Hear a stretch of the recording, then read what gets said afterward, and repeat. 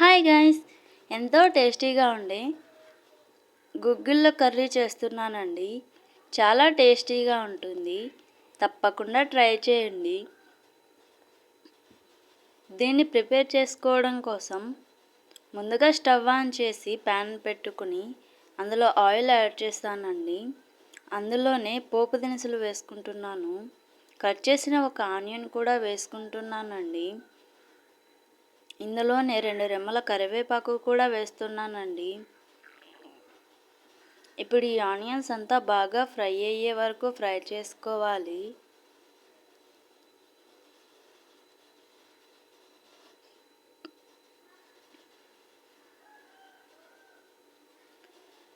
Onions అన్నీ బాగా fry అయ్యాక కట్ చేసిన 2 పెద్ద సైజు టమాటా ముక్కలను వేసుకుంటున్నానండి. ఈ టమాటాలన్నీ బాగా మగ్గి దగ్గరకయ్యే వరకు ఫ్రై చేసుకోవాలండి.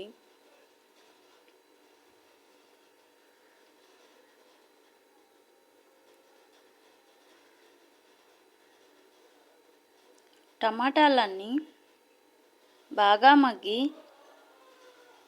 బాగా దగ్గరకయ్యాక ఇందులోకి 1 స్పూన్ అల్లం వెల్లుల్లి పేస్ట్ యాడ్ చేస్తున్నానండి.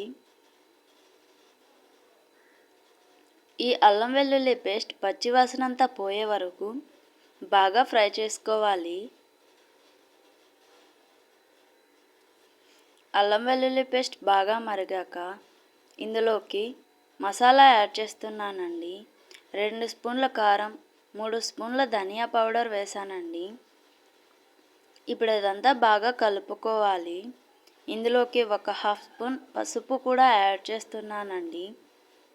ఇప్పుడు ఇదంతా బాగా కలుపుకొని మసాలా అంతా బాగా ఫ్రై అయ్యే వరకు ఫ్రై చేసుకోవాలండి. మసాలా అంతా బాగా వేగాక ఇందులోకి ముందుగా ఉడికించి పెట్టుకున్న గుగ్గులను యాడ్ చేసుకోవాలండి. గుగ్గులు అన్నీ యాడ్ చేసుకున్నాక ఇప్పుడు ఇందులోకి సరిపడంత వాటర్ వేసుకోవాలి. వాటర్ వేసుకొని ఒకసారి బాగా కలుపుకోవాలండి. మసాలా అంతా బాగా వేగింది కాబట్టి మసాలా గుగ్గులకు పెట్టే వరకు ఉడికించుకోవాలి. ఇప్పుడు టేస్ట్కి సరిపడా ఉప్పు కూడా యాడ్ చేసుకోవాలి. వీడియో చూసి అలా వెళ్ళిపోకండి, ప్లీజ్ సబ్స్క్రైబ్ చేసుకోండి. అంతేనండి, మూత పెట్టుకొని ఒక 10 నిమిషాలు ఉడికించుకోవాలి. ఎంతో టేస్టీగా ఉండే గుగ్గిళ్ళ కూర రెడీ అయిపోయింది. వీడియో నచ్చినట్లయితే లైక్ చేసి షేర్ చేయండి. Okay, take care, bye.